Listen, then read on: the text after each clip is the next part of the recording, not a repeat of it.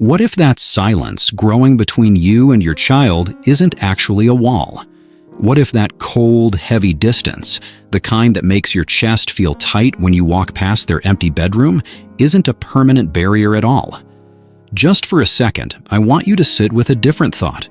What if that distance is actually a doorway, but it's one you haven't been given the right key for yet?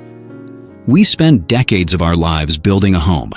We pour every ounce of our energy, our sleep, and our very souls into making sure our kids are okay. We can all remember those days when they'd run to us for every little thing.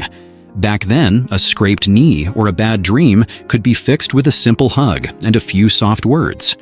Our voice was the only one that mattered. But then they grow up, and the world shifts. Maybe the phone calls have started getting shorter and shorter. Maybe your texts sit there on read for days, or they don't get answered at all. Sometimes, even when you are sitting right across from them, it feels like you're trying to shout across a massive canyon. You cry out, but the only thing you hear back is the echo of your own worry. It's a quiet, heavy ache, isn't it? It's the kind of pain that stays tucked deep in the hearts of so many parents with grown children. It's a very specific kind of grief.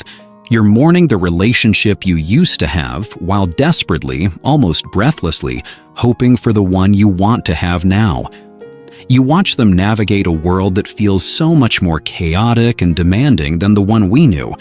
You see them making choices that make your stomach drop. You see them carrying heavy burdens, but they won't let you help lift them. And honestly, the worst part is that feeling of total helplessness. You want to reach out and pull them back to safety, just like you did when they were toddlers, but you realize your hands aren't allowed to guide them that way anymore. But I want to share something vital with you today.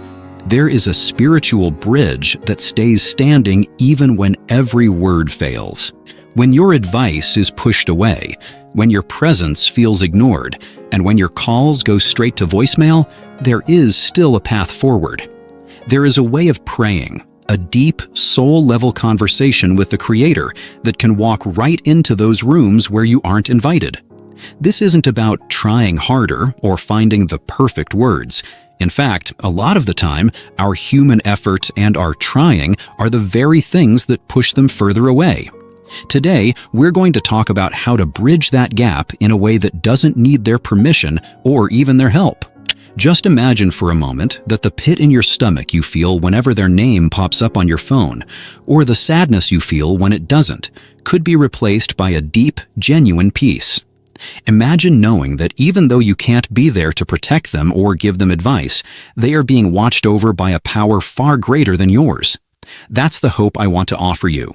We're going to take down that wall of silence, brick by brick. We'll look at why the old ways of talking just don't work anymore, and why this shift is actually a necessary part of their journey, and yours too. We're moving from a place of desperation to a place of quiet confidence. Your role as a parent hasn't ended. It's just graduated into a higher, more powerful space. If you've been carrying the weight of a strained relationship, just take a deep breath. You aren't alone in this, and this silence is not the end of your story. It's just the start of a chapter where faith takes the lead. I know exactly what it's like to sit in a house that feels much too quiet and wonder where all the years went. I know that bittersweet feeling of looking at old photos, the ones where their faces are covered in chocolate and they looked at you like you were the entire world, and then looking at the adult they are now and feeling like they're a complete stranger. It's a deep, echoing kind of loneliness that people don't really talk about at the grocery store or at church.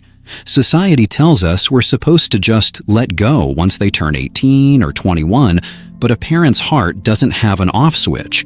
Your love didn't go into retirement just because they moved out of the house. If anything, that love only got more intense because now it's mixed with this constant, nagging worry that follows you around. Let's be honest about those Sunday dinners.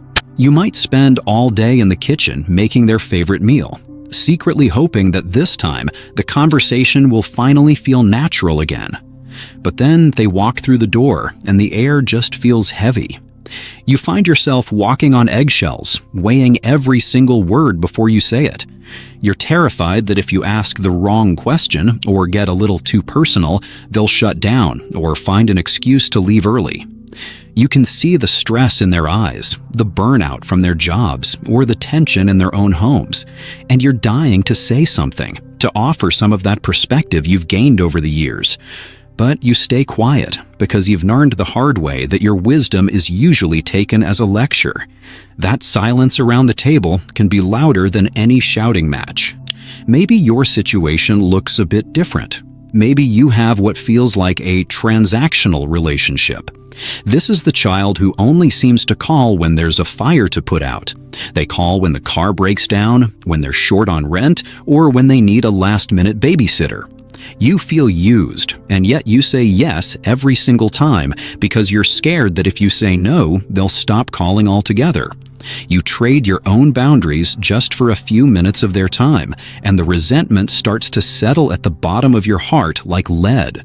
You love them so much it hurts, but you also feel this deep sting of disrespect that you don't know how to bring up without risking a permanent fight. Then there's the child who has walked away from every value you poured into them. You raised them in the faith. You were there every Sunday. You prayed over them every night before bed. But now they're living a life that goes against everything you believe in. It feels like a personal failure, doesn't it? Every time you think about their choices, you feel that sharp pang of shame, wondering where you went wrong. You watch them drift further and further into a culture that doesn't care about the things you hold dear, and it feels like you're trying to swim against a current that's just too strong. And then there's the most common one, the surface-level relationship. Everything is technically fine. You talk once a week, but you only talk about the weather, the news, or the neighbors. There's no heart-to-heart connection anymore. You don't know what they're really worried about or what they're dreaming of. It's a polite, distant script. And while the relationship isn't broken, it feels hollow. You miss the intimacy you used to have, but you don't know how to invite them back in without sounding needy or like you're prying. I want you to know that I see you. I see the mother who cries in her car for a few minutes after a cold phone call. I see the father who stares at his phone, wanting to text "I love you," but hitting delete because he doesn't want to be too much. I see the parents who lie awake at 2 a.m., replaying mistakes from 20 years ago, convinced that if they had just been better back then, things wouldn't be so hard now. Your pain is real. Your longing is completely natural. But most of all, you need to know your struggle is shared by millions of us. We are standing in this gap together. We're going to move through this pain and into a place of active, powerful change. You aren't a failure, and your child isn't a lost cause. We're just in a season where the old bridges have burned down, and we have to build new ones out of something much stronger than our own strength. One of the hardest things we ever have to do is make the shift from being the parent of a child to being the parent of an adult. For almost 20 years, your main job was to be the manager. You managed their meals, their school, their safety, and their schedule. You made the decisions because, frankly, they weren't ready to make them. That manager role is literally hardwired into your brain. It's an instinct that comes from deep love and the need to keep them alive. But here is the tough reality we all eventually hit. The second your child becomes an adult, your manager license is revoked. And if you keep trying to use it, you'll end up breaking the very connection you're trying to save. This is what I call the control versus connection trap. We often think that if we can just control their environment or who they spend time with or the choices they make, we can keep them safe and stay close to them. But in adulthood, control and connection are on opposite ends of a seesaw. The more you try to push for control, even through helpful suggestions or just a bit of advice, the more the connection drops. Your adult child is in a stage where they are desperate to prove they can make it on their own. They need to know they can survive the world on their own terms. When you offer advice they didn't ask for, they don't hear "I love you." What they hear is, "I don't think you're capable of handling your own life." It feels like a slap in the face to their maturity. Think about the tension that pops up when you say something as simple as, "Are you sure you should spend your money on that?" Or, "Have you looked for a better job lately?" To you, those are words of care. To them, they're micro reminders of being 10 years old. It triggers something called reactance. When people feel their freedom is being pushed, they often push back by doing the exact opposite of what you suggested, just to prove they're the ones in charge. Our own anxiety about their future ends up stealing the peace out of our current relationship. We're so worried about where they'll be in 5 years that we can't even enjoy a cup of coffee with them today. We have to move from being the manager to being a consultant. Think about how a consultant works. They only give their opinion when they are hired and asked for it. If they aren't asking for your take, giving it is like throwing seeds onto a sidewalk. Nothing's going to grow, and you're just going to be left with a mess. But the even harder stage is the final one, being a witness. Sometimes the most spiritual thing you can do is stand back and watch them make a mistake. It's gut-wrenching. It feels like watching a car wreck happen in slow motion. But if you jump into the driver's seat to stop the crash, they never actually learn how to drive. Most of our need to control is really just a mask for our own fear. We're afraid that if they fail, it's a bad reflection on us. We're afraid that if they suffer, we won't be able to handle the pain. So we try to manage their lives just to keep our own anxiety down. But prayer, the only prayer we're talking about, is the ultimate way to let go of that control. It's that moment you look at the Creator and say, "I am officially resigning as the manager of my child's life. I'm handing over the files, the worries, and the outcomes to you." When you stop trying to control things, you create a vacuum, and in that space, connection finally has room to breathe. When they stop feeling judged or managed by you, they'll eventually start finding their way back to you for the one thing you wanted to give them all along: unconditional love. The aha moment is realizing that the less you try to run their life, the more they'll actually want you in it. Now that we see the trap of control for what it is, let's talk about a small, practical shift you can start today. This is what I call the listening prayer and silent advocacy. It's a quick win because it doesn't require your child to do anything differently. It only requires a shift in how you carry yourself. Most of the time, our prayers for our kids are fix-it prayers. We pray things like, "Lord, make them go back to church," or "Help them find a better partner," or "Stop them from making this mistake." If we're honest, that's just us trying to manage God while He manages our children. The listening prayer is a bit different. It starts with silence. Instead of telling God what to do with your child, you ask God to show you how He sees them. You ask, "Lord, what are you doing in my son's heart that I can't see?" Or, "Father, what is the hurt in my daughter that makes her push me away?" When you start to see your child through the eyes of divine compassion instead of parental panic, your whole vibe changes. You stop seeing a problem to fix, and you start seeing a person to love. This leads directly into silent advocacy. This is the practice of fighting for them in the spiritual world so you don't have to fight with them in the physical world. The next time you feel that urge to text them a bit of tough love or a lecture hidden as a suggestion, just stop. Take that same energy and turn it into a prayer. If you're worried about their bank account, don't call them to criticize their spending. Instead, spend 10 minutes alone advocating for their wisdom and prosperity before God. This does two things. It moves the heart of God, and it keeps you from damaging the relationship. Here's a very simple, practical thing you can do.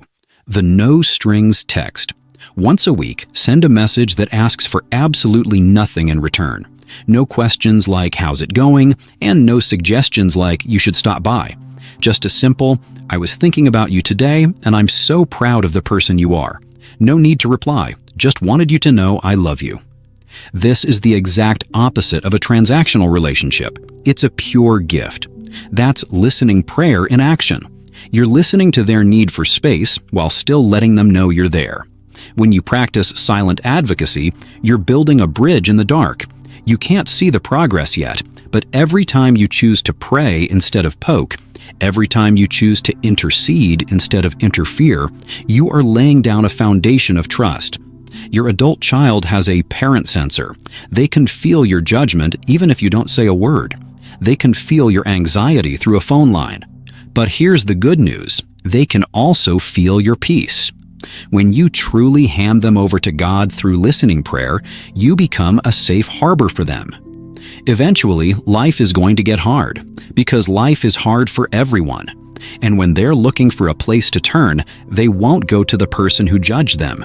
They'll go to the person who was a silent advocate for their soul. This small shift, turning your worries into silent advocacy, is the most powerful way to bridge that gap without ever having to say a word to them. Let's look at how this actually plays out in real life. I want to tell you about a woman named Sarah. Sarah was a devoted mom who was incredibly close to her son, Jason, all through his growing up years. They were inseparable. But when Jason turned 25, something shifted. He moved to a new city, started hanging out with a group that Sarah didn't really trust, and eventually the phone calls just stopped. For 3 long years, Sarah lived in a state of constant warning. She'd see signs of his struggle on social media, the late-night posts, the way his appearance was changing, that distant look in his eyes. Sarah did what most of us would do. She chased him. She called him all the time. She sent him Bible verses every morning. She told him exactly what he was doing wrong and exactly how he was ruining his life. And the result? Jason blocked her number. He cut her off completely. Sarah was devastated. She felt like a total failure as a mother and as a person of faith. She spent months in a dark place, crying out to God to fix her son. She was stuck in that manager role, trying to control a situation that she had no power over. The turning point came when Sarah went to a small prayer group and heard about something called the Prayer of Release. She realized that her chasing was actually getting in the way of God's working. As long as Sarah was the one constantly hounding Jason, Jason was busy defending himself against his mom instead of listening to his own heart. Sarah made a radical choice. She decided to stop. She stopped the texts, stopped the unannounced visits, and stopped the lectures. She told God, "I'm handing Jason over to you. I can't save him. I can't change him. I'm giving up my right to be right." For the first 6 months, absolutely nothing happened. The silence was deafening. Sarah struggled every single day with the urge to reach out, but she took that energy and put it into silent advocacy instead. She prayed for his protection, for his heart to soften, and for God to put people in his life that he'd actually listen to. She focused on her own life, her own health, and her own walk with God. She moved from being a worried manager to being a peaceful witness. Then, one Tuesday evening in April, Sarah's phone rang. It was a number she didn't recognize. It was Jason. He was calling from a hospital.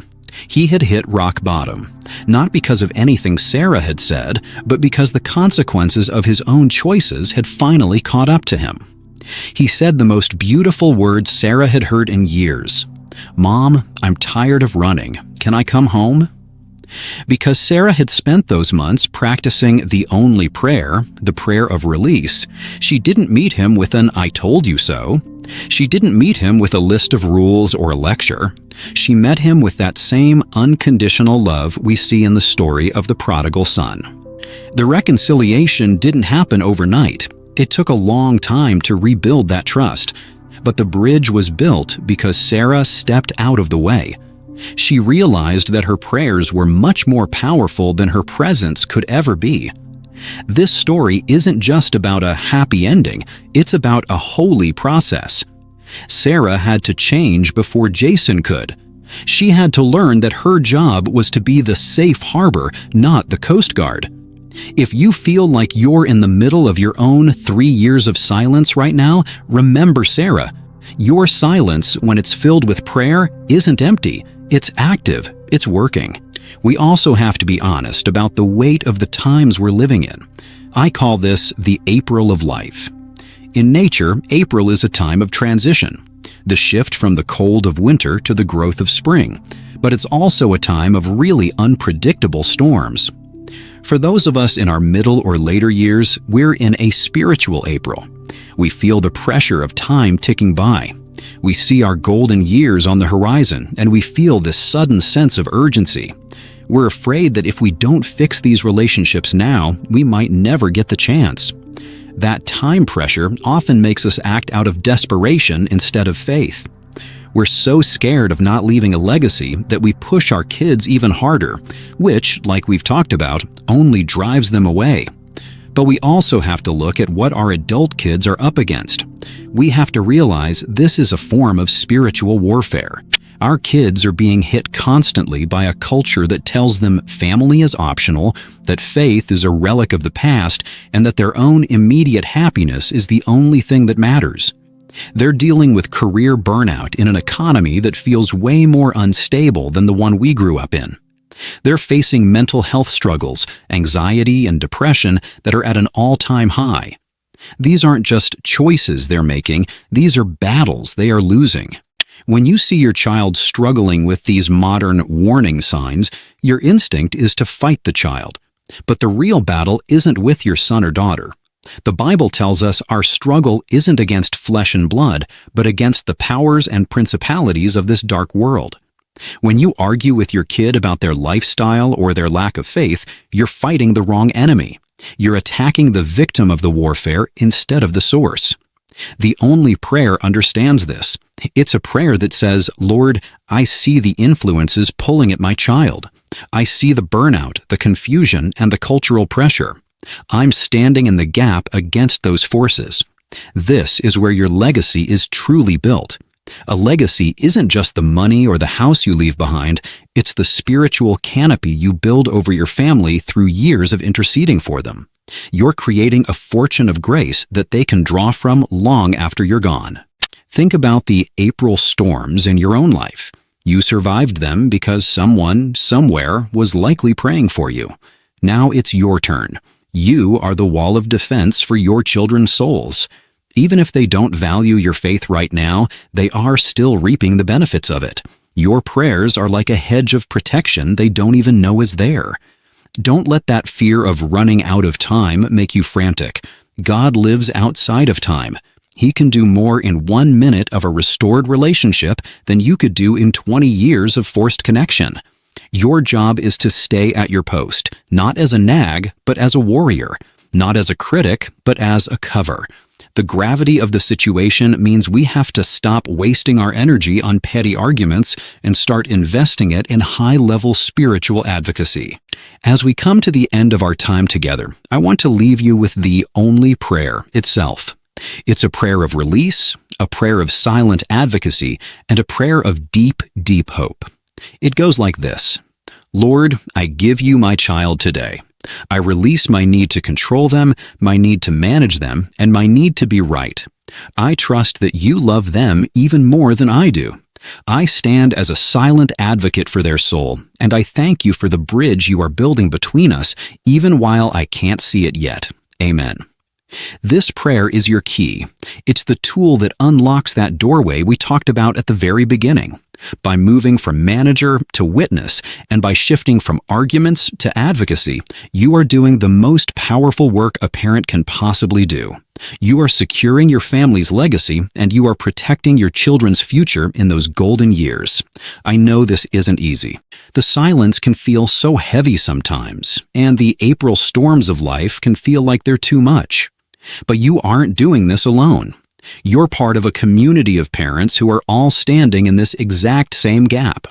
We are a global family of mothers and fathers who refuse to give up on our grown children, but who have learned that the best way to hold on to them is to let them go into the hands of God.